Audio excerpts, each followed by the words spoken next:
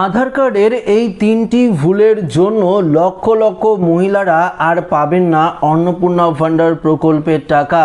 হ্যাঁ বন্ধুরা, যদি টাকা না ঢুকে থাকে তাহলে আপনাদেরকে এই দুটি কাজ কিন্তু করতেই হবে। তো কোন দুটি কাজের কথা বলা হয়েছে আজকের এই ভিডিওতে আপনাদেরকে এই বিষয়ে একদম বিস্তারিতভাবে জানিয়ে দেব। তো আশা রাখবো ভিডিওটিতে আপনারা প্রত্যেকেই প্রথম থেকেই শেষ পর্যন্ত সঙ্গে থাকবেন। দেখুন বন্ধুরা, আপনারা প্রত্যেকেই জানেন মাননীয় মুখ্যমন্ত্রী শুভেন্দু অধিকারীর তরফ থেকে পরিষ্কারভাবে জানিয়ে দেওয়া হয়েছে 17ই আগস্ট থেকে এই অন্নপূর্ণা ভান্ডার প্রকল্পের টাকা, আগস্ট মাসের যে টাকা সেটা কিন্তু ছাড়া হবে। অনেকেই আপনারা পেয়েছেন।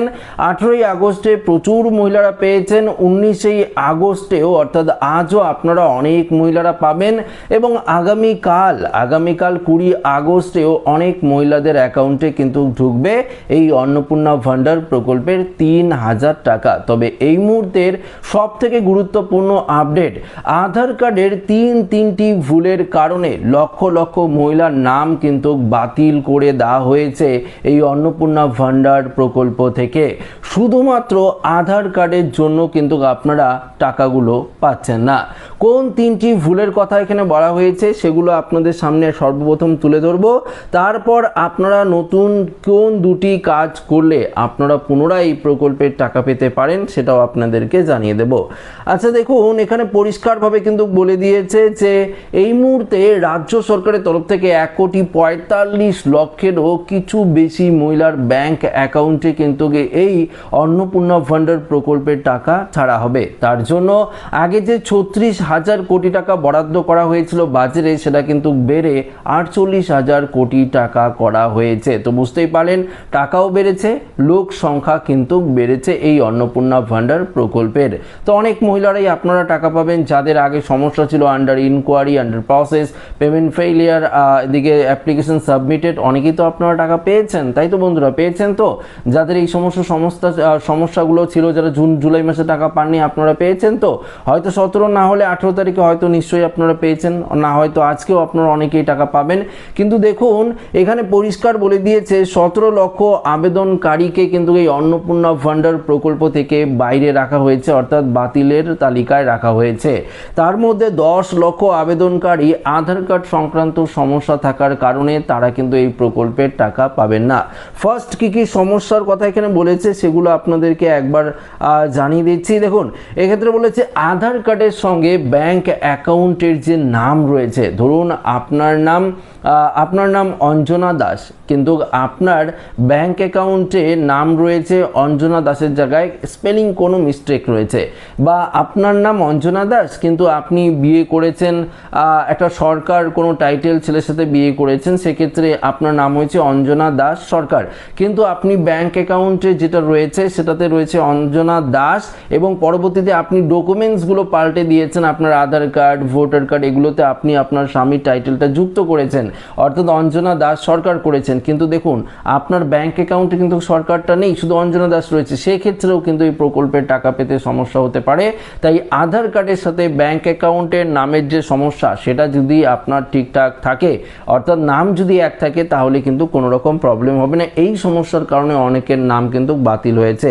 দ্বিতীয়ত, এটা কমন একটা সমস্যা, সেটা হচ্ছে আধার কার্ডের সাথে আপনার যে ডিবিটি লিঙ্ক, সেই ডিবিটি লিঙ্ক যদি না থাকে তাহলে আপনারা কি করে এই প্রকল্পের টাকা পাবেন? রাজ্য সরকার তো বলেছে ডিবিটি লিঙ্ক করতে হবে, তো আধার সিডিং আপনাদের যদি না করে থাকেন অবশ্যই করে নেবেন, তাহলে আপনারা এই প্রকল্পের টাকা পাবেন। তৃতীয় সমস্যা যেটা রয়েছে সেই সমস্যা হলো আধার কার্ডের সাথে প্যান কার্ডের লিঙ্ক রয়েছে আপনি যদি ইনকাম ট্যাক্সের ফাইল করে থাকেন তাহলে আধার কার্ডের মাধ্যমেই কিন্তু যাচাইকরণ করা যাচ্ছে বা যাচাই হয়ে যাচ্ছে আপনি ইনকাম ট্যাক্সের ফাইল দিচ্ছেন, বা আপনি 10,000 টাকা প্রতি মাসে বেশি ইনকাম করছেন, সেক্ষেত্রে কিন্তু আপনিও এই প্রকল্পের টাকা থেকে বঞ্চিত হবেন।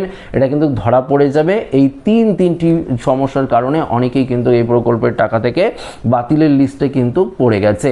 এবার দেখুন, পরিষ্কার এখানে বলে দিয়েছে যে যদি আপনি বাতিলের লিস্টে পড়েন, ধরুন আপনি বাতিলের লিস্টে পড়েছেন, পরবর্তীতে আপনি ঠিক করেছেন, বা ধরুন আপনি এখনও টাকা পাচ্ছেন না, 17 তারিখে টাকা পাননি, 18 তারিখে পাননি, 19 তারিখ আজকে পাবেন না, 20 তারিখেও যদি না পেয়ে থাকেন, তাহলে আপনাকে কি করতে হবে? দেখুন 20 তারিখে একটি নতুন পোর্টাল চালু করা হবে। নতুন পোর্টাল মানে ওই অন্নপূর্ণা ফান্ডারের সোশ্যাল registry.wb.gov.in, অর্থাৎ এই যে আগের যে ওয়েবসাইটটা রয়েছে সেই ওয়েবসাইটটাতেই আপনারা নতুন অপশন পাবেন, দুটি অপশন পাবেন। সেই দুটি অপশনের মধ্যে একটি অপশন থাকবে ক্লেম করা, একটি অবজেকশন, অর্থাৎ অবজেকশন আপনারা করতে পারবেন। প্রথমত ক্লেম নিয়ে কি বলেছে, আপনি যদি সব দিক থেকে যোগ্য হন অথচ আপনার টাকা ঢোকেনি, তবে এই পোর্টালে আপনি টাকা পাওয়ার জন্য ক্লেমে আবেদন করতে পারেন।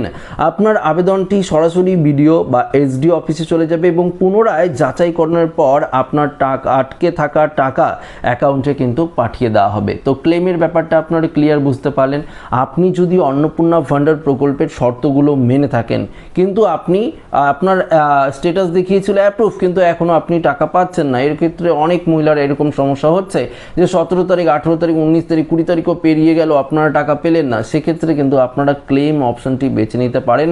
সেখানে আপনারা ক্লেম করলে সরাসরি আপনার আবেদনটি নির্দিষ্ট বিডিও অফিস, এসডিও অফিস যে রয়েছে সেখানে চলে যাবে। তারা কিন্তু আবার পুনরায় যাচাইকরণ করে দেখবে যে আপনি প্রকৃত যোগ্য উপভোক্তা নাকি এই অন্নপূর্ণা ফান্ডারে। যদি হয়ে থাকেন তাহলে এই প্রকল্পের টাকা অনায়াসে পেয়ে যাবেন।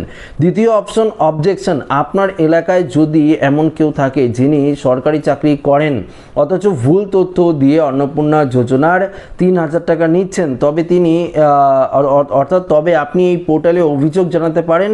প্রশাসন তদন্ত করে সততা পেলে ওই যোগ্য ব্যক্তির টাকা বন্ধ করে দেবে। হ্যাঁ, এই জিনিসটা কিন্তু ঠিকই করেছে রাজ্য সরকার। যদি আপনার পাড়াতেও, সত্যি আমি বলবো, যদি আপনার পাড়াতেও এরকম কেউ থাকে যিনি সরকারি চাকরি করছে, যিনি পার্মানেন্ট সরকারি চাকরি করছে, বা যিনি 10,000 টাকার ওপরে ইনকাম করছে, তারপরও সে অন্নপূর্ণা ফান্ডারের টাকা নিচ্ছে, কিন্তু আপনার পাড়াতে এরকম কোনো ব্যক্তি রয়েছে যিনি দিন আনে দিন খায়, বা একদিন কাজ না করলে তার না খেয়ে থাকতে হয়, তার অনেক অসহায় দরিদ্র লোক রয়েছে যে কিছু সমস্যার কারণে, অর্থাৎ নামের বানান বা কিছু সমস্যার কারণে সেই অন্নপূর্ণা ভান্ডার থেকে বঞ্চিত রয়েছে, তাকে আপনি হেল্প করবেন। কিন্তু যে সরকারি চাকরি করে, যার প্রচুর পরিমাণে টাকা প্রতি মাসে মাসে আসে, সেও যদি অন্নপূর্ণা ভান্ডারের টাকা 3,000 টাকা ভুল করে পেয়ে থাকে, আপনি কিন্তু অবজেকশন অবশ্যই করতে পারেন।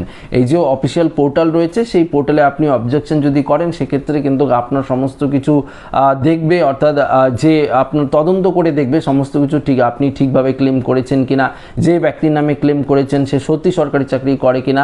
আপনি এভাবে যদি ক্লেম করে থাকেন, আপনার নামটি হয়তো গোপন রাখা হবে এবং সরাসরি সেই ব্যক্তির যে অর্থাৎ অন্নপূর্ণা ভান্ডারে টাকা পেত সেটা কিন্তু বন্ধ করে দেওয়া হবে। তো এই দুটি নতুন অপশন কিন্তু যুক্ত করা হচ্ছে পোর্টালে। যারা টাকা পাবেন না ক্লেম করতে পারেন, এবং যদি আপনি অবজেকশন করতে চান সেক্ষেত্রে কিন্তু করতে পারেন। তো আমার উদ্দেশ্য ছিল আপডেটটি শুধুমাত্র আপনাদের কাছে পৌঁছে দেওয়া।